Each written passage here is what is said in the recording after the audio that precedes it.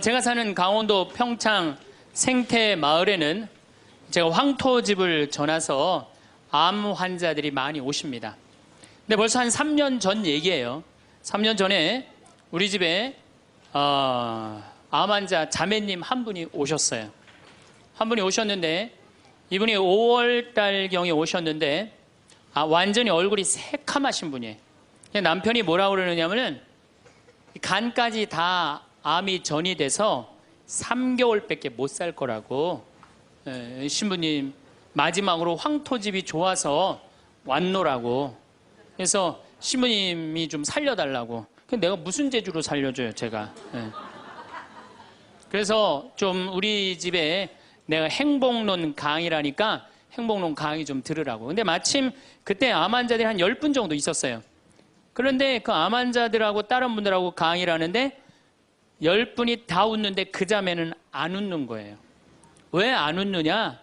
이제 3개월밖에 안 남았기 때문에 그게 너무 걱정이 되니까 내 강의가 재밌지도 않고 웃기지도 않은 거예요. 2시간 내내 무표정한 표정으로 앉아 있더라고요. 그래서 강의 끝나고 내가 자매님을 불러서 자매님 나하고 얘기 좀 하자. 자매님 뭐가 이렇게 걱정이 많으냐. 자매님 지금 근심 걱정은 3개월에 죽는다는 거 걱정을 하는데 3개월에 죽을지 3년 후에 죽을지는 아무도 모른다. 그리고 사실은 오늘 저녁에 교통사고로 죽는 사람도 많고 물에 빠져 죽는 사람도 많다. 우리는 하루를 즐겁게 살면 된다. 내일 걱정은 내일이 알아서 한다. 여러분들 마태복음 6장에 그 얘기가 나오죠. 무엇을 먹을까? 무엇을 마실까? 무엇을 입을까? 걱정하지 말아라. 하늘에 나는 새도 하느님이 먹여준다. 솔로몬도 들에 핀 나리꽃처럼 영화롭게 입지 못했다. 너희들은 오늘 일은 오늘로 족하다. 내일 걱정은 내일이 알아서 할 것이다. 오늘 수고는 오늘로 족하다. 이렇게 말씀을 하셨다. 내일 거 걱정하지 말아라. 그리고 내가 막 자매님한테 혼을 냈어요. 근데 이 자매님이 이틀 동안 집에서 안 나오더라고. 나한테 혼나갖고. 나한테 위로받을 줄 알았더니 그 이틀이 지나고 나서 자매님이 그러더라고. 신부님 생각을 해보니까 내가 남은 3개월 동안 이제까지 하느님의 50년 동안 베풀어 주신 은혜 감사하기도 시간 모자라다는 생각이 든다는 거예요. 마음이 바뀐 거죠. 마음이 바뀌부터 이 자매가 웃기 시작하는 거예요. 막 웃기 시작하는 거예요. 강의를 듣고 웃고 막 그 동료 환자들하고도 산책 다니면서 웃고. 사람이 웃으니까 참 보기 좋더라고요. 얼굴은 까맣게 됐지만은. 그리고 이제 6월 달에 항암을 하러 여기 암세타로 왔어요. 항암을 뭐 거의 5년 동안 암하고 투병을 했으니까 항암을 이제 한다고 10일 있다가 온다는 자매가 가자마자 6일 만에 돌아왔어요. 왜 돌아왔냐 그러니까 신부님 자기가 5년 동안 항암을 하는 동안 정말로 매번 토하고 매번 울었대요. 너무 아파갖고. 근데 이번에 가서 항암을 했는데 안 토했다는 거예요. 안 아팠다는 거예요. 너무너무 좋더라는 거예요. 그래서 6일 만에 내가 하느님한테 매번 감사했다. 하느님 감사합니다. 안 아프게 해주셔서. 하느님 감사합니다. 안 토하게 해주셔서. 계속. 그리고 6일 만에 내가 살 때는 평창이다. 그리고 평창으로 돌아온 거예요, 이 자매가. 끝나자마자. 그래갖고 이제 우리 집에서 이제 생활을 하는데 후배 암 환자들이 오면은 내가 시키지도 않았는데 이 자매가 데리고 다니면서 감사해야 된다. 찬양해야 된다. 자매가 알아서 하는 거죠. 근데 우리 집은 이제 7월 달이 되면은 아이들이 환경 교육을 받으러 한 4,000명 정도 와요. 그래서 암 환자들이 사실은 다 집으로 보내요. 그 자매도 이제 전라도 순천 분인데 가시라고 가셨다가 방학 끝나면 오라고. 자기는 안 간다는 거. 내가 살 때가 여긴데 어딜 가냐고. 그래도 갔다가 오시라고. 그리고 자매님 이하 암 걸리신 분들 다 집으로 보냈어요. 8월 달이 되면은 전에는 밀린 강의가 많아갖고 여름방학 끝나면 전국으로 강의 다니냐고 정신이 없죠. 암 환자들 일일이 다 체크를 못했어요. 그 자매를 까먹었어요. 까먹고 이제 10월 달이 됐어요. 10월 달이 됐는데 형제님이 전화를 하셨어요. 베드로인데. 신부님 저 베드로예요. 그러면 그때 전화한 거는 이제 이미 세상 부인이 떠나갖고 이제 장례 치르고 사모하고 49제 하고 그러고 난 다음에 이제 내 생각이 나서 대개 이제 우리 집에 이제 오신 분들이 그렇게 전화를 많이 하세요. 이제 돌아가셨고 다 장례 끝났고 어디다 모셨고 그래서 신부님 이제 기도해달라고. 그래서 이제 자매님 어떻게 됐느냐고, 나는 이제 어디다 묻었느냐고 이렇게 이제 물어본 거죠. 네. 그랬더니 형제님이, 신부님 우리 마누라가 이틀 전인가 3일 전에 서울에 가갖고 그 그 방사능 치료하려고 갔는데 그 암세포를 검사를 했는데 신부님 글쎄 암세포가 다 사라졌다는 거야.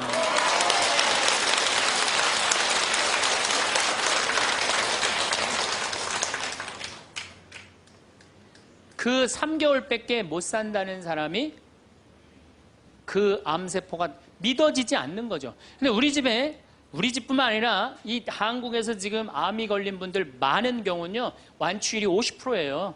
안 죽어요. 요즘은 의술이 좋아서 안 죽어요. 우리 집에 지금 3년 전에 3개월밖에 못 산다는 분, 6개월밖에 못 산다는 분 아직도 건강하게 사세요. 마음을 어떻게 먹느냐에 따라서 굉장히 많이 틀려요. 물론 또 하느님이 불러가시면 어쩔 수 없는 거고, 저는 하느님이 불러가는 것도 나쁘지 않다고 생각해요. 예, 불러가면 얼마나 좋아요. 요즘 그 미국에서 어떤 박사가 이제 죽었다가 다시 살아난 사람들 조사를 해봤대잖아요. 죽었다가, 나도 이제 그 본당 사목하면서 죽었다 살아난 사람들 얘기를 들어보면 아주 거의 똑같아요. 딱 죽을 때 그냥 터널 같은데 빛을 빨리 올라간다는 거예요. 그래갖고 그냥 전생애가 다 보이고, 그리고 정말로 빛이 있는 곳으로 나간다는 거예요. 내가 그 많은 분들 병자성사 해보면서도 정말로 편안하게 돌아가시는 분들을 보거든요. 그러니까 사실 살아도 좋고 죽어도 좋은 거예요. 뭐 이렇게 걱정할 게 많아, 믿는 사람들이. 그렇지 않아요? 어쨌든 그래도 살아있는 게 낫지, 아직까지는. 그렇잖아요. 그 여러분들 죽는 거 걱정하지 마세요. 절대 죽기 전까지는 안 죽어요. 죽기 전까지는 걱정하지 마세요.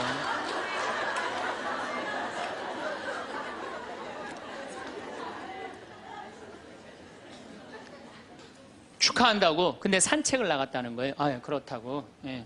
그래갖고 이제 11월 달이 됐어요. 우리 집에 이제 은퇴 신부님들이 자주 오세요. 그래갖고 이제 은퇴 신부님들 장어를 사드린다고 내 차에 모시고 가는데 저녁에 전화가 왔어요.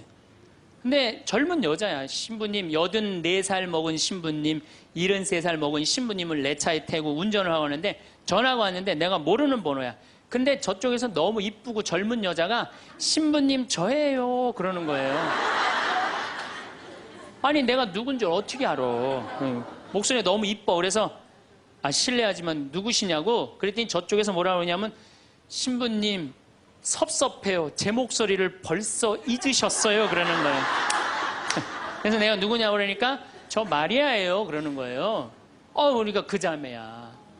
아니 목소리가 원래 이렇게 이뻤느냐고. 말만 하면 울음을 물었거든요. 신부님 나 죽으면 안 돼요 이랬던 자매인데 이렇게 밝은 목소리냐고. 신부님 제가 요즘 너무 건강이 좋아지고 너무너무 행복하다고. 그리고 재작년 5월 달에 내가 전라도 여수에 강의를 갔는데, 문수동 성당이라는 곳에 강의를 갔는데 그 자매가 순천에서 온 거예요. 갓김치를 담아서. 근데 이 자매가 나한테 전화해갖고 신부님 자기는 너무 행복하다는 거. 뭐가 행복하냐고 하니까 드디어 파마를 했다는 거예요. 암 환자들 꿈은 파마하는 거 아니에요. 그리고 딱 봤는데 그 자매가 이뻐요. 되게 암 걸리는 사람들 특징이 뭐냐면 이뻐요. 암 걸린 사람들이 왜 이쁜지 알아요? 이쁘니까 승질을 못 내잖아요. 이쁜 척 해야 될 거 아니야. 그러니까 화나는 일이 있어도 다 참고 사는 거야. 그러니까 이쁜 사람들이 암에 많이 걸려요. 또 어떤 사람이 법 없이도 사는 사람들이 암에 많이 걸려요. 다 참고, 그게 다 암이 되는 거예요. 그걸 참고 사느냐고. 참 예쁘게 생겼어. 그 많은 분들 중에 딱 마리아 자매가 눈에 딱 띄더라고요. 우리 직원들은 몰라보더라고. 얼굴이 분홍색으로 변하고. 나를 끌어안으면서 자기 너무 행복하다는 거. 그러니까 이 자매는 딱 끌어안았는데 내가 성령으로 꽉 차 있는 걸 느끼겠더라고요. 근데 3개월 만에 돌아가신다는 분이 지금 3년째 살고 있어요. 지금까지도. 그래서 여러분들 우리가 마음을 근심 걱정하지 말고 감사하다가 살다 보면은 우리한테는 늘 행복한 일이 벌어진다. 신부님 결혼 생활을 한번 해보세요. 얼마나 화가 나나. 여러분들 누구 때문에 제일 많이 화가 나요? 남편, 아내, 자식들 때문에 화가 나죠. 이 자식들하고 관계를 보면은 자식 그냥 아무 잘못도 없는데 자기 화나면 자식들한테 뭐라고 폭언을 쏟아붓느냐면은 다 필요 없어. 너도 필요 없어. 그러죠? 밥이 넘어가냐? 뭐 이런 말 막 하잖아요. 자식들한테. 근데 여러분들 자식들한테 화로 키우면 그 화가 자기한테 돌아옵니다. 제가 한 15년 전에 용산 전자랜드에 내 후배 신부가 전축을 산다고 그래서 전축 사러 갔어요. 그때 2월 15일경이었어요. 졸업 시즌이었어요. 전축을 사러 갔는데 그날 아마 아들이 이제 졸업을 했나 봐, 중학교를. 그래갖고 컴퓨터를 사준다고 엄마하고 아들하고 나온 모양이에요. 근데 엄마는 100만 원을 들고 나오고 아들은 그 컴퓨터 앞에서 150만 원짜리 컴퓨터를 자꾸 사고 싶어 하더라고요. 그러니까 이제 아들하고 엄마하고 하니까 엄마가 슬슬 열받는 거지. 아들이 그냥 100만 원짜리 사면 좋은데 150만 원짜리 자꾸 산다고 우기니까 엄마가 너무 열받으니까 이 감정을 조절하지 못하고 아들 귀싸대기를 때렸어요. 그 많은 사람들이 있는데 쫙 소리가 났어요. 난 전축 사다가 무슨 소린가 했더니 때린 거 엄마가. 그래갖고 내가 그 모자가 하는 게 하도 신기해서 전축 사는 걸 관두고 구경하기 시작했어요. 어떻게 되나. 근데 엄마가 너무 화가 나니까 이성을 잃으니까 뭐라고 그러느냐면은 너 지금부터 나한테 엄마라고 그러지 말고 아줌마라고 불러. 내 말 그렇게 안 들을 거면 아줌마라고 불러. 나 지금부터 네 엄마 아니야. 얘가 그냥 귀싸대기를 맞고 얼마나 창피해. 그 많은 사람들이 봤는데 막 울더라고 얘가. 그런데 막 울더니 계단에서 막 울더니 얘가 착한 애예요. 막 한참 생각하더니 자기가 잘못했다고 생각을 했는지 엄마한테 가갖고 엄마 미안해 내가 100만 원짜리 살게. 분명히 그랬거든 아들은. 근데 엄마는 이미 이성을 잃은 상태야. 그러니까 엄마가 웬만한 엄마는 고맙다. 네가 그렇게 마음을 돌려줘서 그리고 내가 때린 거 미안하다. 이래야 되는데 이 엄마는 완전히 이게 정신이 나간 엄마라 뭐라고 그러냐면 이놈의 새끼 아줌마라고 부르는데 왜 자꾸 엄마라고 부르느냐고. 여러분 그 아이가 그날 컴퓨터 얻어갖고 갈 수 있어요. 그렇지만 시간이 지나면은 아이가 엄마가 컴퓨터 사준 거 생각할까요? 귀싸대기 맞은 거 생각할까요? 5년, 10년 지나고 나면 컴퓨터 봐 아무 생각 안 해요. 때린 것만 생각나요. 그런데 부모는 참 이상해요. 자식한테 때린 건 하나도 생각 안 하고 잘해준 것만 생각해요. 그러니까 자식은 부모한테 맞은 것만 생각하고 부모는 자식한테 잘해준 것만 생각해요. 나중에 만나면은 이게 영 딴 마음을 갖고 사는 거야. 그러니까 여러분들 중에 만약에 자식들이 화가 나갖고 만약에 내가 때렸다. 늙어서 호강받을 생각은 꿈도 꾸지 말아라. 며칠 전에 중국에서 한 엄마가 길거리에서 아이를 막 발로 차고 막 때리는 거 보셨죠? 방송에 나왔더라고요. 화로 키우면요, 걔는 나중에 그 엄마한테 화로 갚을 수밖에 없어요. 근데 우리가 왜 자식들한테 많이 더 화가 나느냐? 이유는 딱 한 가지예요. 공부 못한다는 거예요. 공부 못한다는 거. 공부 안 하고 딴짓 한다고. 사친구 때 공부 안 하고 컴퓨터 게임이나 하고 더욱이 눈 동그랗게 뜨고 부모한테 덤비면 화가 나요, 안 나요? 나죠? 그리고 그냥 문 쾅 닫고 자기 방에 들어가고 나오지도 않으면 속에서 불 나지 않아요? 근데 여러분들 자라면서 사춘기 때는 그러는 게 당연한 거예요. 사춘기 때는 방황할 수 있는 권리가 있는 아이들이에요. 사춘기 때는 자기가 방황하는 게 당연한 거예요. 얘네들은 권리예요. 방황하는 게. 혼란스러운 게. 근데 엄마들이 그걸 허락을 안 해.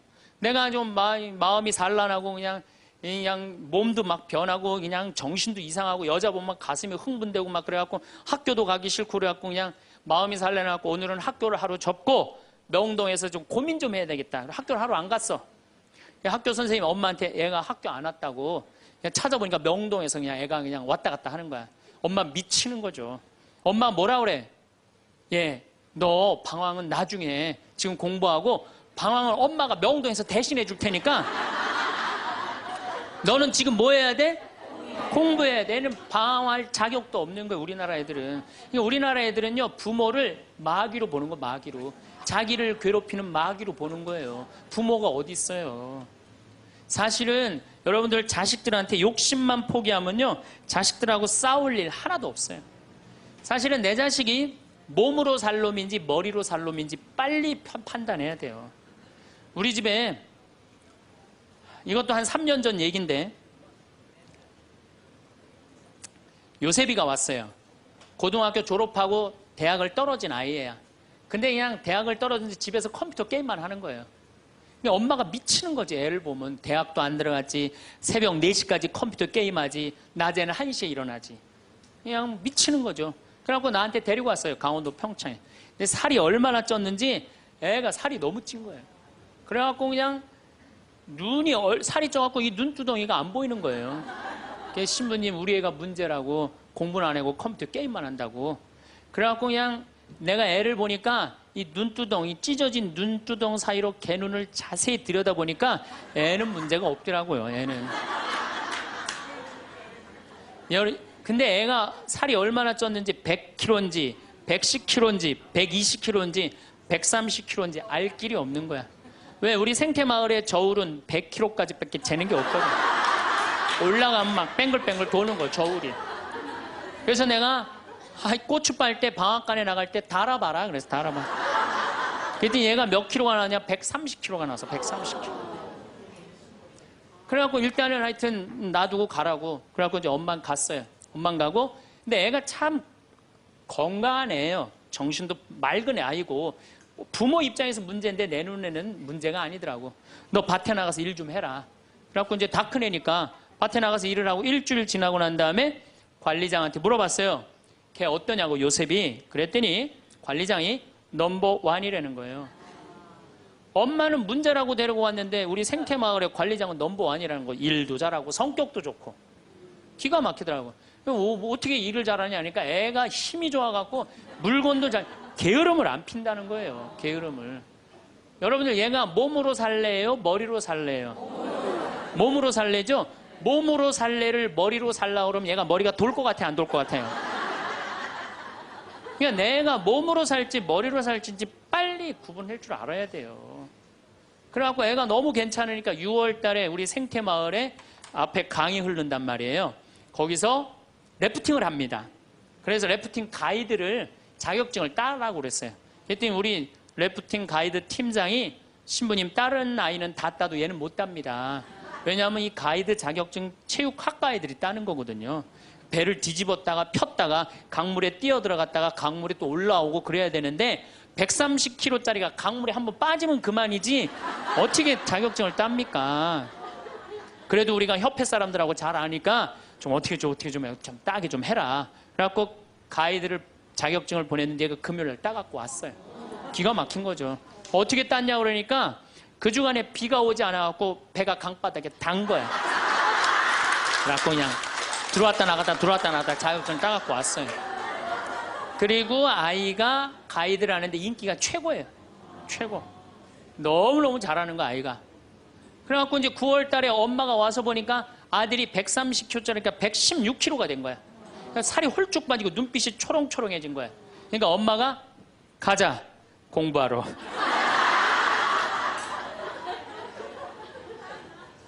제가 보기에는 이 아이는 우리 집에 4년 동안 일하면은요, 돈 5천만 원, 6천만 원, 7천만 원 벌어요. 왜냐하면 우리 집에 일하면 돈 주거든요. 그럼 그 돈 모아갖고 사업을 해도 얘는 잘하는 애예요. 꼭 공부로 승부 걸 아이가 아니거든요. 그럼 신부님, 우리 애가 몸으로 살랜지 머리로 살랜지 기준이 어떻게 됩니까? 반에서 10등 안에 안 드는 놈들은요, 다 몸으로 살 놈들이에요. 여러분들 자식들 중에 반에서 10등 안에 안 드는 애들은 다 몸으로 살 애들이야. 독일은 초등학교 졸업하면서 중학교 올라가면서 갈릅니다. 대학 들어가래? 아니면 기술 배우래? 그래갖고 갈러도 학교 선생님이 갈러놔도 우리 애가 왜 이 머리가 나쁘냐 이렇게 따지는 부모 하나도 없대요. 그러니까 그 독일 사람들은 그게 내 아이가 몸으로 살고 손으로 기술로 하는 걸 좋아한대요. 그리고 그렇게 아이가 살도록 도와준대요. 근데 우리는 만약에 그렇게 했다. 내가 교장 선생님들, 교감 선생님들한테 강의 한번 간 적이 있어요. 연수원에 가서. 그랬더니 교감 선생님들이 만약에 우리가 그런 결정을 하면 지금 학부형들한테 맞아 죽는다는 거예요. 우리나라 부모님들이 욕심이 너무 많은 거예요. 자식들한테. 그러니까 자식들이 희생당하는 거죠. 자식들이 희생당하는 거예요. 그러니까 독일은 대학을 졸업하는 비율이 아이들의 한 25% 정도밖에 안 된대요. 대학을 졸업하는 아이들이. 들어가는 애들도 많지 않고, 미국은 뉴욕 잘 사는 데가 대학 졸업하는 비율이 60%예요. 60%. 그런데 우리나라는 대학에 지금 입학하는 게 몇 프로냐면 92%예요. 아무나 다 대학 가는 거예요. 아무나 다. 그러니까 독일은 몸으로 살 애들이 75%야. 그렇죠? 그 다음 미국은 몸으로 살 애들이 40에서 50% 정도 돼요. 우리나라는 92%가 미국은 또 미국이나 캐나다는 60%가 대학에 들어가도 졸업하는 건 그중에 반밖에 못해요. 다 졸업 못해요. 그래서 그쪽에 가보니까 입학은 물어봐도 졸업은 물어보는 게 아니래요. 졸업하는 게 그렇게 어렵다는 거예요. 근데 우리는 92%가 들어가면 92% 거의 다 졸업을 하는 거야. 우리는 몸으로 살 애들이 8%밖에 안 돼. 머리로 살 애들이 92%고. 공장에, 농장에 일할 사람들이 있어요? 없어요. 그러니까 이 나머지 92% 중에 취직을 다 합니까? 40, 50%밖에 못해요. 그러면 나머지 40%는요 한량으로 남는 거예요. 취직도 못하고. 그럼 그 자식 보고 있으면 속에서 불이 나요, 안 나요? 불이 나죠? 근데 누가 잘못한 거예요? 부모가 잘못한 거예요. 처음부터 너는 머리로 안 될 것 같으니까 우리 몸 쪽으로 가자. 그래갖고 농사를 가르치든지 기술을 가르치면은 걔 벌써 취직해갖고 일했을 거예요. 근데 다 우리의 삐뚤어진 욕심 때문에 아이도 망가뜨리고 부모도 망가지고, 그래갖고 돈 쏟아 넣느냐고 노후 대책연금도 못하고. 그러니까 그냥 전 국민이 그냥 화 속에서 사는 거예요. 그러니까 저는 정말로 우리나라 이 교육제도가 화의 근원이라고 생각해요. 그렇다면은 자식 때문에 화나죠. 그런데 이 부부라도 서로 사이가 좋으면은 좋은데, 엄마들이 자식한테 미쳐갖고 남편한테 신경 써야 안 써요? 안 쓰죠? 남편이 외로운지 힘든지도 몰라요. 근데 자식들은 부부가 막 사랑스럽고 이렇게 다정하게 지내는 부모를 본 자식들은요 안정스럽게 자란대요. 근데 부부가 맨날 싸우고 막 이러는 자식들은요 굉장히 불안정하게 자란다는 거예요. 그래서 저는 정말로 감사한 게, 저는 고등학교 졸업할 때까지 부부는 안 싸우는 건 줄 알았어요. 부부는 한 번도 부부 싸움을 본 적이 없어요, 저는. 근데 내 고등학교 때 친구가 아이 뭐 술 먹자고 고등학교 때 왜 그러냐 그러니까 아버지가 엄마를 때려갖고 눈탱이가 밤탱이가 됐다는 거예요. 자기 너무너무 괴롭다는 거예요. 그래서 저는 그때 충격받았어요. 어떻게 부부가 싸우느냐, 그런 충격을 받았어요, 저는. 왜냐하면 나는 우리 어머니 아버지 싸우는 걸 한 번도 못 봤거든요. 그래서 내가 그 얘기를 얼마 전에 우리 형제들이 다 모였을 때 나는 어머니 아버지 싸우는 걸 한 번도 못 봤다. 그랬더니 우리 형제들이 이구동성으로 딱 한마디 하더라고요. 신부님이 집에 붙어 있은 적 있어야지 그걸 보는 거 아니냐.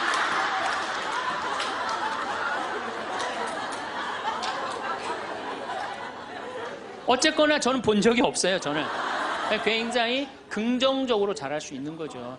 근데 우리나라 남자들은 참 불쌍해요. 돈은 죽어라 벌지만 그 돈을 마음 느긋하게 써볼 수가 없어요. 그렇죠? 자식들 학원비에 대학 등록금 대다 보면은 30에 결혼해서 시집 장가 갈 때까지 60대까지 노예같이 사는 게 대한민국 남자들이에요. 이 남자들 짜증 나겠어요, 안 나겠어요? 화가 나겠어요, 안 나겠어요? 날 수밖에 없어요. 그런 남편들을 신경 한번 써줘 봤어요. 정말로 남편 정말로 남편을 왕대조 패줘봤느냐고. 여러분들 길 가는 사람이, 여러분들 10,000원 주는 사람 있어요? 길 가는 남자가 당신 예쁘다고 10,000원 주는 남자 봤어요?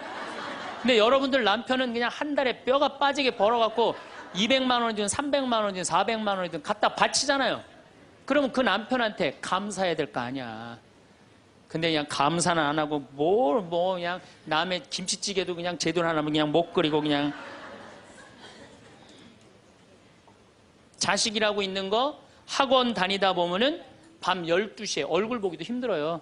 아버지가 자식을 키우고는 있지만은 다정한 자식을 구경하기가 힘들어요.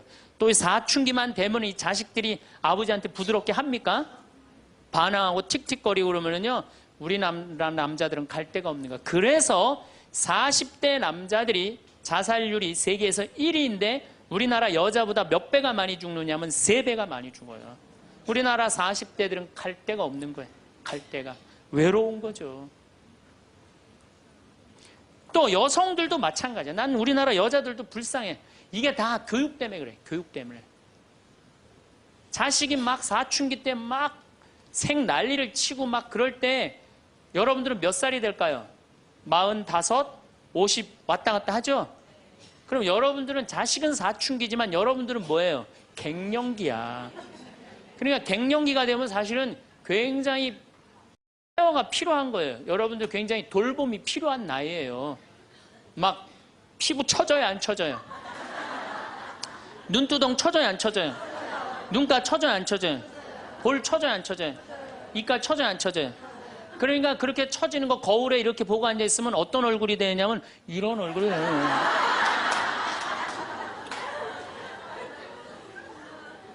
사람은요, 눈가가 올라가야지 이쁘고 이가가 올라가야지 이쁘거든요. 그러니까 이제 50이 되면은 이쁜 게 하나도 없는 거야. 그러니까 젊은 여자들이 이쁘게 보이려고 화장할 때 어떻게 연필을 막 위로 그리잖아, 이렇게.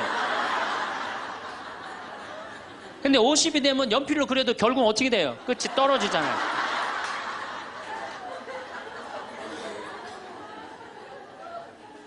하지만은 우리나라 이 갱년기의 여성들은 자신의 고통, 번뇌 뒤로 하고 감추고 희생합니다. 묻어두는 거예요.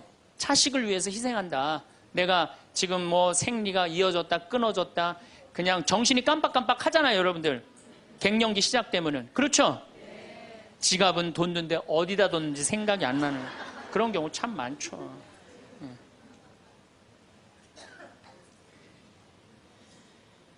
그러니까 자기만 희생한다고 생각을 하니까 화가 나는 거예요. 화가 나는 거. 더욱이 50이 되면은 뭐에 걸리느냐? 빈둥지 증후군에 걸려요. 자식 공부하러 나가고, 그렇죠? 남편 돈 벌러 나가고, 자기는 50 되면은 아무도 옆에 없는 것 같은 외로움 속에 자기가 이제 빠지는 거죠. 그러면 이제 자식 보면 막 화가 나는 거예요. 남편 봐도 화가 나고, 몸에는 막 테스토스테론이 나와가고 힘은 흘러 넘치고, 그러니까 막 소리 지르는 거예요. 그러니까 50 넘은 여자 중에 여자 같은 여자는 없고 전부 다 깡패 같은 여자들만 있는 거예요. 50 넘은. 그래서 나는 이 부부들 보면은 참 재미난 게 성당에서 내가 보면 얼굴도 예쁘고 정말로 상냥해요. 이 음식 반찬도 맛있게 하고, 그럼 남편하고 술 한잔 하면서 형제님 행복하다고, 저렇게 이쁘고 상냥하고 괜찮은 여자랑 살아서 정말로 부럽다고. 그러면은 형제님들 대부분이 뭐라고 그러냐면, 신부님 부러우세요? 너무 부럽다고. 그러면은 형제님들이 뭐라고 그러냐면 데리고 가세요.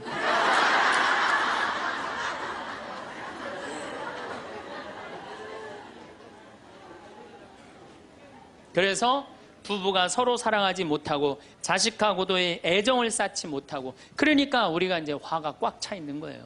그러니까 이 화가 꽉 차 있으니까 정말로 상상하지 못하는 일들이 벌어지는 거. 우리 사회 안에서 막 서로 죽이고 뭐 내다 버리고 뭐 이런 일들이 벌어지는 거죠.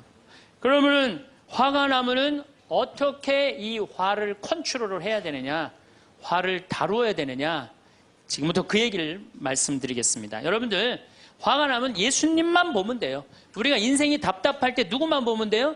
예수님만 보면 됩니다. 요한복음 8장에 가늠한 여자 얘기가 나옵니다. 자, 요한복음 8장에 가늠한 여자 얘기가 나와요. 당시 2000년 전에 여자가 가늠을 했다. 이건 당시 중동 지역에서는 어떻게 했느냐면 돌로 쳐서 그 여자가 돌에 맞아갖고 쓰러져갖고 돌 무더기를 만들어서 죽여요. 이번에도 중동에서 그런 일이 있었죠? 사진을 보니까 진짜 돌 무덤을 만들어 버리더라고요. 근데 이 여자가 간음을 하다가 이번에 이 중동에서 그런 분은 남자하고 팔짱 끼고 나갔는지 그냥 외출했다고 그거 이유 하나로 그 처벌을 당했어요. 근데 이 여자는 현장에서 붙잡혔어. 중동에서 이 여자들은요 다 싸고 다녀요. 그만큼 여자를 사람 취급을 안 해요. 그런데 이 여자가 간음을 했어. 그러니까 남자들이 막 화가 날 것 같아, 안 날 것 같아요? 너무너무 화가 나는 거지. 이 여자는 여러분들 예뻤겠어요, 안 예뻤겠어요? 예뻤을 거예요. 왜냐하면 당시에 간음을 한다는 건 목숨을 걸었기 때문에. 이 여자 몸매는 어땠을 것 같아요? S라인에 S라인. 이게 벤지 엉덩이인지 구분도 안 되는 여자고 간음할 수가 없어요. 예쁜 여자가 다른 남자하고 대낮에 간음하다가 붙잡혔다. 남자들이 흥분할 수밖에 없어요. 그래갖고 막 눈이 뒤집어져 갖고 예수님은 안 그래도 예수님한테 별렀어요. 왜? 요한복음 7장에 귀에만 대면 예수님을 죽이려고 그랬거든. 근데 이 사건이 8장에 일어나요. 8장에. 그러니까 모두를 용서해라, 사랑해라 이런 분하고 율법 1.1핵도 없어지면 안 된다. 그러니까 율법학자들이 예수님 앞에 이 여자를 패댕기를 치는 거예요. 당신이 이 여자 간음했는데 어떻게 하면 좋으냐고. 근데 예수님이 보니까 이 사람들이, 이 남자들이 너무너무 흥분해 있는 거야. 눈이 뒤집어진 거예요. 보니까 흰 눈동자 95%, 까만 눈동자 5%야. 눈이 확 뒤집어져 있는 거야. 근데 예수님은 참 지혜로우셔요.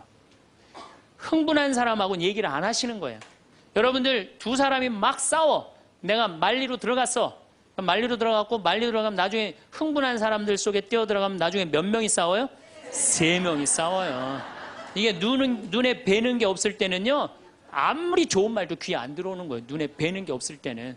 예수님 딱 보니까 아니 이 사람들이 완전히 흥분해 있어. 그러니까 상대 안 합니다. 어떻게 하냐면 대꾸도 안 하고 바닥에다 뭘 쓰세요. 땅바닥에 뭘 쓰세요. 참 위대한 행동이죠. 흥분이 가라앉을 때까지 기다리시는 거죠. 저는 제 소원이 하나 있어요. 저는 본당 신부를 10년 동안 했는데 다행히 한 번도 뭐 교우들끼리 뭐 서로 싸워갖고 패가 갈린다든가 그런 적이 없어요. 그런데 이제 내가 다음에 이제 한번 본당에 나가면 주교님한테 가서 꼭 부탁하고 싶어요. 주교님한테 나는 어떤 본당에 나가고 싶냐고 부탁을 하고 싶냐면은 성당이 두 패로 나눠져갖고 머리통이 터지게 싸우는 본당에 나 보내달라고. 내가 꼭 하고 싶은 게 있어서 그래요. 뭘 하고 싶으냐면은 내가 이제 머리통이 터지게 싸우는 본당에 발령받아 갔단 말이야. 딱 발령받아 가면은 양쪽 회장들이 딱 올 거 아니에요. 신부님, 저치들이 우리 성당 돈 다 빼먹었다고. 또 이쪽 회장들은 저치들이 우리 성당 분위기 다 깬다고 시시비비를 가려달라고 흥분이 돼갖고 오면은 나는 아무 말도 안 하고 사제관 방바닥에 뭘 써보고 싶어. 나 그거 꼭 해보고 싶어요. 여러분들도 만약에 남편이 나하고 얘기 좀 하자고, 남편이 흥분돼갖고 너 왜 우리 어머니한테 그렇게 못되게 대하느냐, 그래갖고 싸우자고 문을 열고 딱 들어가고 딱 봤는데 남편이 흥분을 했어. 눈동자를 보니까 흰 눈동자 95%, 까만 눈동자 5%야. 그러면은 부인이 그래 나도 할 얘기가 많다 해보자. 그러면은요 어떻게 될 것 같아요? 싸우고 귀싸대게 맞게 돼 있어요. 왜? 말로 싸우면요 남자는 여자를 못 이겨요. 남자는. 왜냐하면 여자는 하루에 25,000마디를 하고 남자는 하루에 15,000마디밖에 못 하거든요. 그러니까 말로는 여자를 이길 수가 없어요. 나는 우리 신부들 중에 수녀님하고 싸운 신부들 중에 수녀님하고 싸워서 수녀님을 이긴 신부를 본 적이 없어요.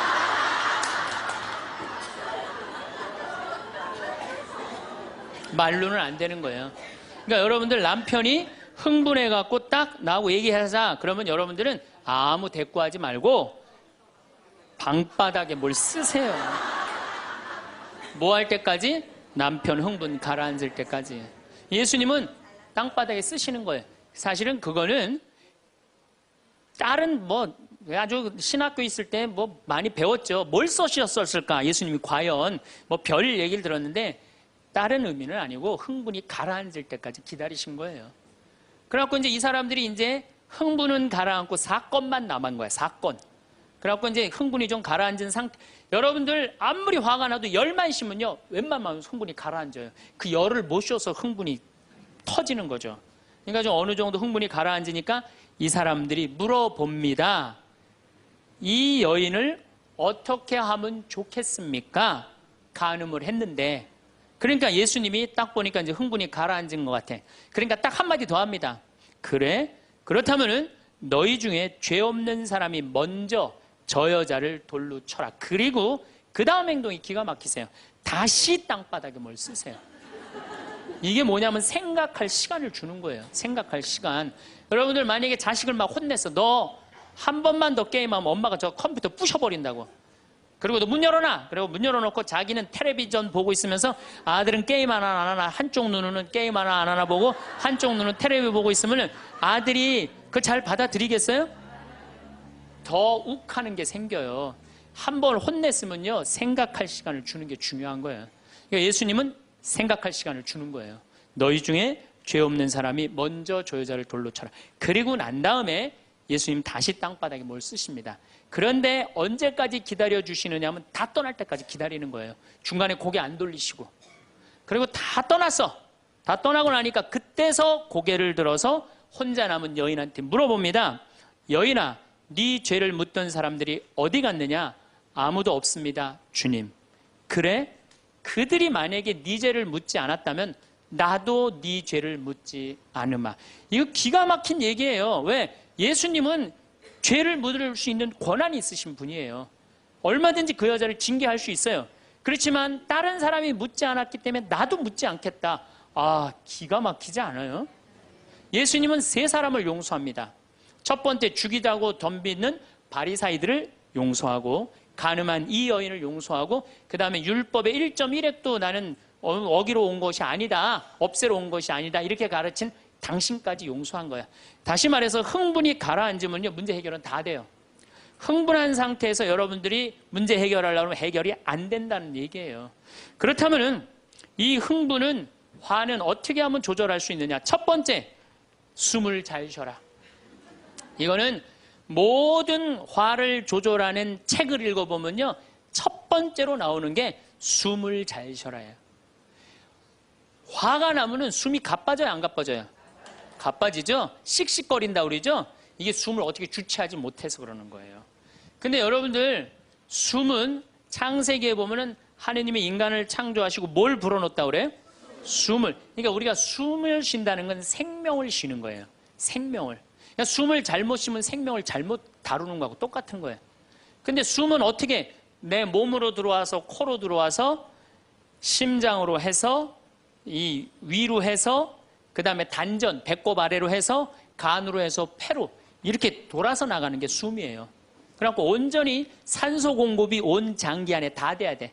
근데 화가 나면 여러분들 숨을 어디다 걸어놓고 쉬어요? 목에다, 목조에서 딱 걸어놓고 싸우잖아요. 남편하고 싸울 때. 네? 내가 시집와서 당신한테 해준 게 뭐가 있어? 외식을 해줘서, 설거지를 해줬어, 그렇다고 여행을 시켜줘서, 밍크 코트를 사줘서, 다이아를 사줬어. 그럼 얼굴이 빨개져, 안 빨개져요? 왜 빨개지느냐면 이게 내려갔다 와야 되는데 여기만 딱 차 있으니까 점점 풍선처럼 부풀러 오르는 거예요. 그렇게 1시간을 소리 지르고 싸우면은 1시간 동안 여기 산소 통합니까, 안 통합니까? 안 통하면 여기가 무슨 병이 드느냐면 화병이 드는 거. 그래서 드는 병이 화병이에요. 그러니까 싸울 때 어떻게 싸워야 되냐면 숨을 쉬고 싸워야 되는 거예요. 싸울 때 어떻게 싸워야 되냐면, 당신이 말이야, 시집 와갖고 나한테 해준 게 뭐가 있어? 설거지를 해줬어, 그렇다고 외식을 시켜줬어.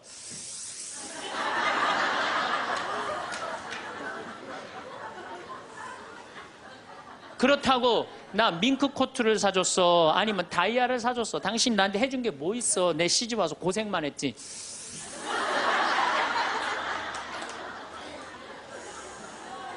그렇다고 내가 하느님 그렇게 열심히 믿었는데 예수님 태어난 나자렛을 보내줬어, 갈릴레아를 보내줬어. 나 이 집에서 종처럼 일만 했는데 당신 뭐가 있다고 나한테 소리를 지르고 그래? 이렇게 숨을 쉬고 싸우면은요, 절대 남편한테 귀싸대기 안 맞아요. 남편이요, 차분히 얘기하게 돼 있어요. 근데 막 흥분을 끌어올리면서 얘기하면 사람 감정이 격해져갖고 이성이 사라지는 거예요.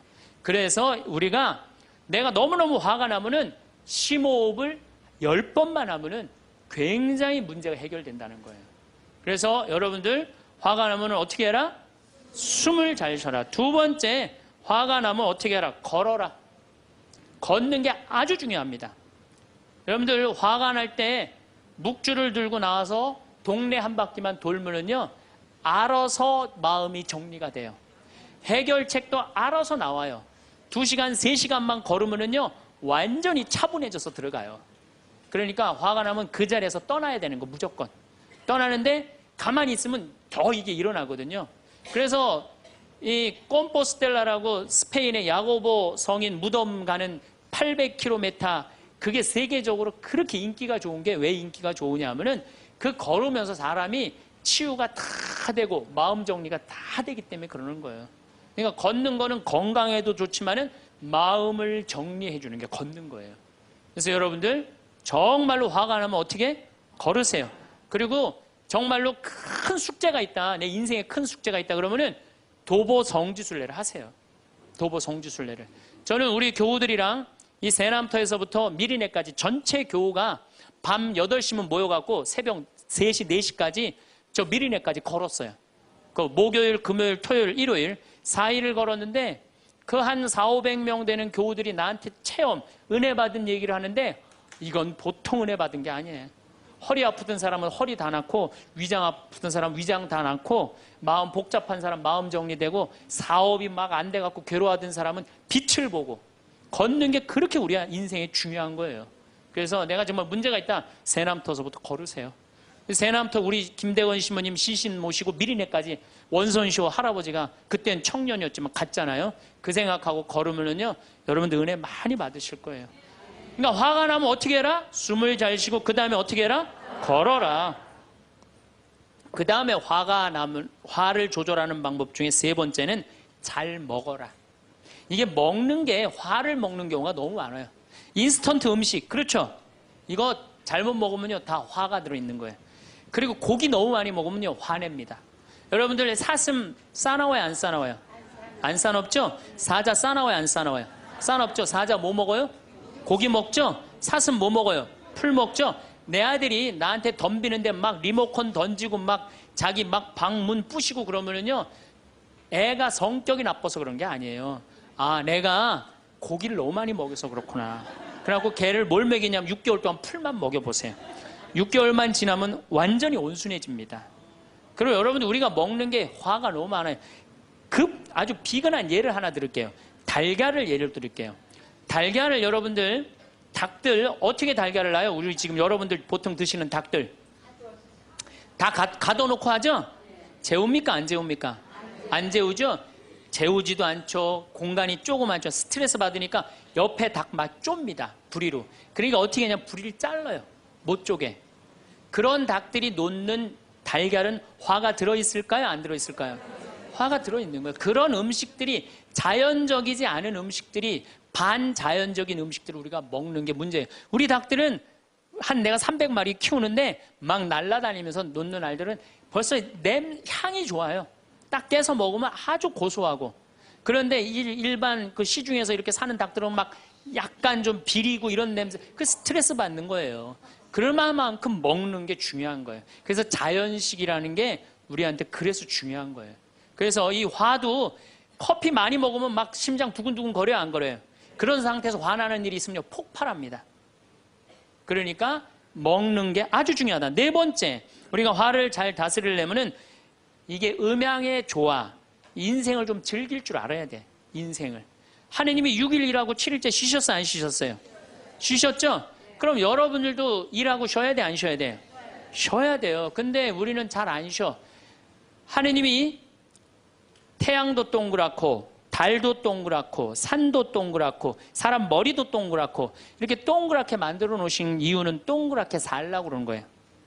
그런데 우리 평창에 내가 생태마을에서는 운전하고 읍내에 나가면은 한 번도 빵빵거리는 소리를 못 들어요. 근데 서울만 딱 오면은 여긴 다 네모나고 삐죽해. 그러니까 네모나고 삐죽한 거 보는 사람들 딱 1초만 늦게 출발해도 빵빵거리고 난리도 아니에요. 그러니까 여러분들 음양의 조화를 잘 이루어야 돼요. 남녀 뭐 쉬는 거 이런 게 굉장히 중요한 거거든요. 그래서 좀 어디 가서 그러니까 우리 생태마을 같은데 1년에 일주일씩 와서 조용히 기도하고 쉬고 가면은 영혼이 편안한 거죠. 그러니까 여러분들 지금 나이 60 드신 분들 60년 일했으면 나머지 인생은 즐거워야 돼, 안 즐거워야 돼? 즐거워야 돼. 그러니까 그런 음양의 조화를 잘 해야 된다. 5번째, 제일 중요한 거, 화가 안 나는 최고 좋은 길은 뭐냐면 자기 자신한테 잘해주면 돼요. 내가 행복하면 절대 화 안 납니다. 얼마 전에 우리 집에 대장암으로 온몸에 퍼져서 돌아가신 분이 계세요. 자매님이 나보다 1살 많은데 죽기 일주일 전에 나를 딱 끌어안고 울면서 이런 말을 했어요. 신부님, 나는 내가 이제 곧 죽을 것 같은데 나는 남편한테도 안 미안하대요. 왜 안 미안하냐면 남편 평생 집 돌본 적이 없대요. 그래서 하나도 안 미안하대요.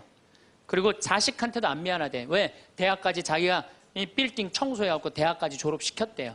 그냥 그런데 누구한테 미안하냐면 자기한테 미안하대. 자기는 이 47년을 살면서 한 번도 고생만 했지 자기 맛있는 고기를 사준 적도 없고 자기한테 예쁜 옷을 해입힌 적도 없고 좋은 데 구경시켜준 적도 없다는 거야. 그런데 지금까지 고생만 하다가 떨컥 병에 걸려서 죽는다는 거예요. 그래서 자기한테 너무너무 미안하다는 거예요. 근데 이제 죽는다는 거예요. 자기한테 한 번도 잘해준 적이 없는데 너무 자기한테 미안하다는 거예요. 여러분들한테 잘해줘야 될 것 같아요? 안 잘해줘야 될 것 같아요?